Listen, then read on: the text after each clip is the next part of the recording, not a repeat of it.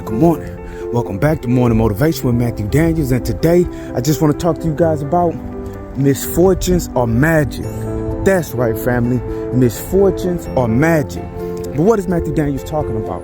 A long time ago, in the area that we know of as Rwanda today, there was a middle-aged woman who was trying for a very long time to have a child, but she couldn't have one. Eventually, she did get pregnant by her husband, and after the 9 months of waiting, she thought she was about to give birth, and she didn't. So perplexed, her and her husband waited for several more years, and eventually, after several years, she did give birth. But when she gave birth, she did not give birth to a normal human. She gave birth to a long, thick-necked snake, and the father was about to kill it, but the mother said, "This is still the fruit of my womb.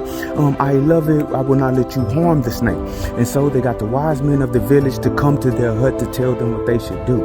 And the wise men of the village said that they should not harm the snake, but they should take him out into the village, give him a house, and let him live there until he sheds its skin. And so they followed those instructions. Several years went by, and the snake grew, and eventually it shed its skin as snakes do. But when it shed its skin, it became a tall, strong, and handsome man. And it picked up its skin, and it came back and met his parents and let them know that it was the child that they had placed into the forest so long ago. And they rejoiced, and they had a feast in the whole town for the young man, and everybody loved the young man. And so the young man talked to his father about getting married to a woman that he used to see when he was a snake, but the father told him that he did not have enough money to pay for the dowry. And the son said, "That's okay." And he took the skin, the snake skin, and he threw it into a fire. And out of the fire came jewels and gold and money and cattle and sheep. And the man was rich, and he married the woman that he wanted. He had a lot of children, and he lived one of the most wonderful lives. And everybody remembered one of the sayings of the man who was born a snake. He always told them, "Do not let your misfortunes destroy you." And so I say that to you today. Do not let your misfortunes destroy you. And I ask the question, are your misfortunes really magic? A lot of us have complaints. We complain about having it hard as we grow up. We talk about the pain that we suffered, the obstacles that we had to overcome.